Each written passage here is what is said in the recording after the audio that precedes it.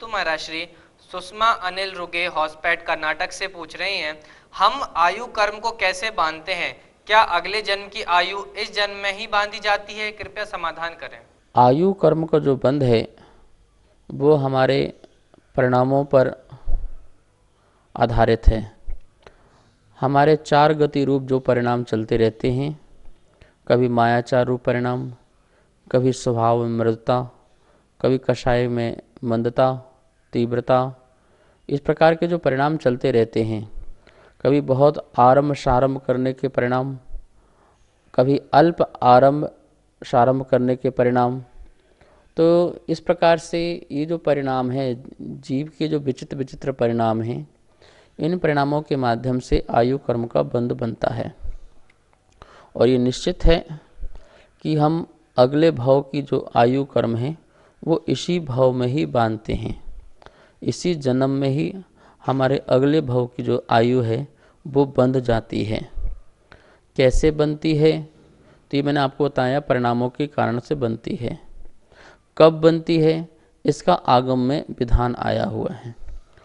जितनी भी आयु जीव की है उसका त्रिभाग हिस्सा किया जाए और दो भाग निकलने के बाद जो तीसरा भाग है उस भाग के जो अंतर मुहूर्त है उसमें उसकी आयु का बंध बनता है। यदि उस त्रिभाग में भी आयु बंध नहीं बनता है तो जो शेष आयु बचती है फिर उसका त्रिभाग किया जाता है। उसका दो भाग निकलने के बाद जो तीसरा भाग होगा फिर उसमें आयु कर्म का बंध का योग मिलता है। और उसमें भी नहीं बनती है तो फिर शेष जो आयु बचती है फिर उसका त्रिभाग किया जाए। इस प्रकार से 8 बार यह अपन विभाग कर सकते हैं। और इसमें भी 8 बार में भी यदि आयु कर्म का बंध नहीं बनता है तो अंतिम जो अंतर मुहूर्त बचता है आयु का शेष इस जन्म का, उसमें नियम से अगले भाव की जो आयु है उसका बंध बंध जाता है। ऐसा आगम में आया हुआ है। यही आयु कर्म बंधने की एक व्यवस्था है। इसका मतलब है भगवान ने केवल ज्ञान में इस प्रकार का ही देखा है कि जीव की परिणामों की विचित्रता इस प्रकार से है और आयु कर्म के बंधने का जो एक व्यवस्था है वो त्रिभाग वाला, वही उनके ज्ञान में दिखा।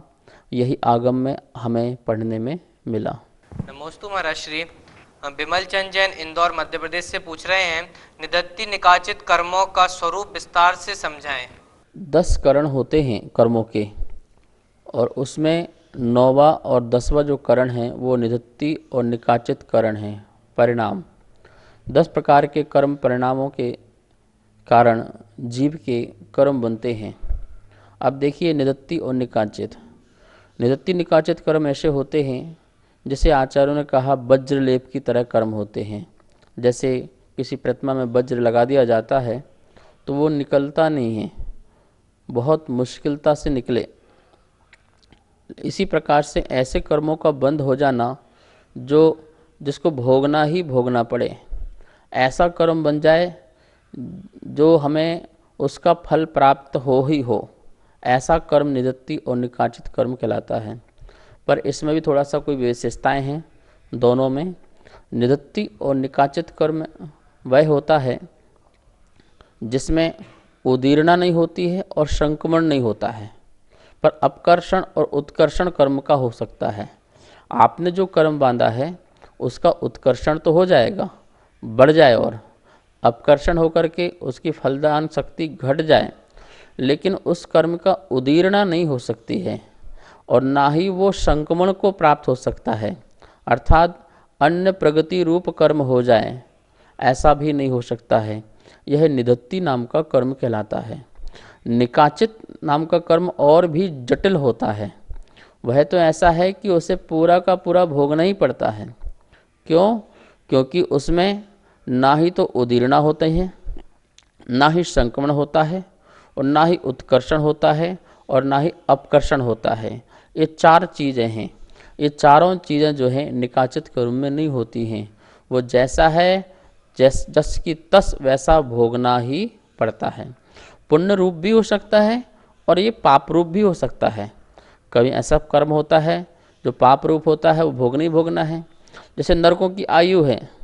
अब नरकों की आयु मान लो कोई 7वें नरक में 33 सागर है तो उसे भोगना ही भोगेगा। 33 सागर है, उसका बंध बंध गया, उसको भोगेगा। ऐसे ही स्वर्गों की आयु, स्वर्गों का जो पुण्य है, जो उसको पुण्य मिला, सौधर्म इंद्र है, अब उसको जो वैभव मिला हुआ है वो उसका निकाचित फल है, उसको भोगना ही भोगना है। अपने तीर्थंकर हैं, तीर्थंकर की जो तीर्थंकर प्रगति बनती है, उसका जो फल है समोशरण आदि, वो फल भोगना ही भोगना है, निकाचित पुण्य है। तो इस प्रकार से जो फल भोगना ही पड़ता है उसका ना उदीर्णा होती है, न संक्रमण होती है, न अपकर्षण न उत्कर्षण पहले नहीं होती है, वो फल भोगने वाला वो निकाचित होता है। और जिसकी उदीर्णा और संक्रमण तो नहीं होता है लेकिन अपकर्षण और उत्कर्षण उस कर्म में हो सकता है, उसको निधत्ति नाम का कर्म कहते हैं। इस प्रकार से निधत्ति और निकाचित आप थोड़ा सा यही समझ लीजिए दृष्टांत के माध्यम से कि जैसे एक पेड़ में पक्षी बैठे हुए हैं बहुत सारे, और किसी ने कंकड़ फेंके तो क्या हुए, कुछ पक्षी उड़ गए और कुछ वहीं पर ठहर गए। तो इस प्रकार से ये निधत्ति का दृष्टांत है। और निकाचित का दृष्टांत कैसा है, उसी पेड़ में बंदर बैठे हों और वो बंदरों को किसी ने हुड़की दिखाई या कुछ फेंक के मारा, तो वो बंदर एक झाड़ से दूसरे झाड़ नहीं गए, बस उसी टहनी में बैठे रहे या आस पास खिसक गए, लेकिन वो उसी पेड़ में ही रहे। तो वो निकाचित कर्म है, जो टस से मस नहीं होता है वहीं पर ही रहता है। तो इस प्रकार से निकाचित कर्म होता है। इन कर्मों को हम बांधते हैं और उनको हमें भोगना पड़ता है। नमोस्तु महाराज श्री।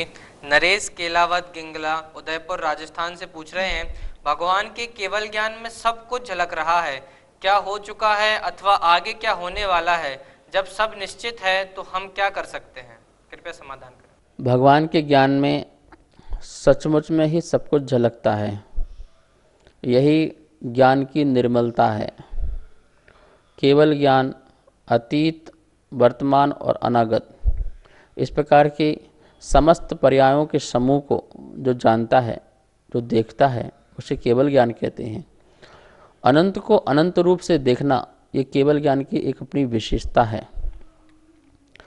अब आपने प्रश्न किया सब कुछ निश्चित है, तो फिर हम को कुछ करने की ज़रूरत ही क्या है, हमारा सब कुछ फिक्स है। ये ध्यान रखना, केवली जो हैं वो हमारा जीवन फिक्स नहीं करते और ना ही किसी के जीवन का फिक्स करते हैं। वो आप ही अपने परिणामों के माध्यम से अपना जीवन फिक्स करते हैं। आपने मोहिनी कर्म की 70 कोड़ा कोड़ी वर्ष की बंद बांधा, 70 कोड़ा कोड़ी सागर का आपने बंद बांधा, तो बताइए 70 कोड़ा कोड़ी सागर का जो बंद बांधने से जो उसमें भाव मिलने वाले हैं, उन भावों का बंद किसने बांधा, किसने फिक्स किया? आपने ही तो अपने परिणामों से फिक्स किया। ये बात अलग है कि हमें 70 कोड़ा कोड़ी सागर का हमको हमारे ज्ञान में पता नहीं चल पा रहा है, हमारे नॉलेज को नहीं हो पा रहा है, लेकिन जो केवल ज्ञानी हैं उनको आपका 70 कोड़ा कोड़ी में जितने भी भाव लगने हैं, असंख्यात या अनंत भाव लगने हैं, वो सारे के सारे भाव उनको दिखाई दे रहे हैं कि तुम इस प्रकार से परिणाम करोगे, फिर उसका कर्म बंधेगा, फिर उसका फल ऐसा उदय में आएगा, इस प्रकार से कार्य करोगे। तो एक चीज़ यदि उनके ज्ञान में आ रही है, उसकी बहुत सारी अवस्थाएं और पर्यायें, तो ये फिक्स करने वाला कौन है? ये केवली ज्ञान है, वो फिक्स नहीं कर रहा है तो बताया। केवल ज्ञान कैसा है? बनाया तो बताया, ऐसा नहीं है तो बताया। आपका ऐसा है, ऐसा फ्यूचर है, ऐसा आप करेंगे, ऐसा आप परिणाम करोगे, इसका कर्म का फल आपको ऐसा ऐसा उदय आएगा और उदय आने से आप ऐसे ऐसे प्रतिक्रियाएं करोगे, तो वो सारा उनको ज्ञान में दिख रहा है, वही चीज़ वो दिखा रहे हैं। और दूसरी बात, आपके ज्ञान में तो नहीं दिख रहा है ना, तो आपका तत्संबंधी जो भी पुरुषार्थ है, वही पुरुषार्थ का जो प्रतिफल है वो केवल ज्ञान में दिखता है। वो अनंत दिख सकते हैं, कहीं कोई परेशानी वाली बात भी नहीं है। तो इस प्रकार से ये मत समझना कि भगवान के ज्ञान आपका जीवन फिक्स कर रहा है। आप ही अपने भावों के कारण, परिणामों के कारण अपने भाव, असंख्यात भाव फिक्स करते हैं। ये बात निश्चित है कि एक भाव में एक ही भाव की आयु बनता है, लेकिन उसका प्रतिफल आगे कैसे कैसे होगा, रिजल्ट कैसे कैसे होगा, वो सारा का सारा उनके ज्ञान में दिख रहा है। बस इतनी बात यहाँ पर समझना। इस प्रकार से भगवान कोई चीज़ हमारी फिक्स नहीं करते हैं, निर्धारित नहीं करते हैं, नियत नहीं करते हैं। हम ही अपने कारण से, अपने कार्य से अपना सब कुछ नियत करते हैं। इस बात का जरूर ध्यान रखना। जय जिनेन्द्र। यदि आप सभी की कोई भी जिज्ञासाएं आगम संबंधित हैं, जैन धर्म से संबंधित हैं, तो कृपया नीचे चल रहे नंबर पर आप व्हाट्सएप के माध्यम से हमारे पास भेज सकते हैं, जिसका समाधान आगम के अनुकूल आचार्य श्री के श्रीमुख से किया जाएगा। एवं तत्वार्थ सूत्र की पुस्तक जो आपने देखी है, उसमें पुण्यार्जक बनने के लिए या इस कार्यक्रम के पुण्यार्जक बनने के लिए भी नीचे दिए गए नंबर पर आप संपर्क कर सकते हैं। यदि आपको पुस्तक प्राप्त करनी है तो उसके लिए भी आप व्हाट्सएप के माध्यम से हमसे संपर्क करके आप पुस्तक को यहाँ से प्राप्त कर सकते हैं। पुस्तक आपके पास कुरियर के माध्यम से भेज दी जाएगी।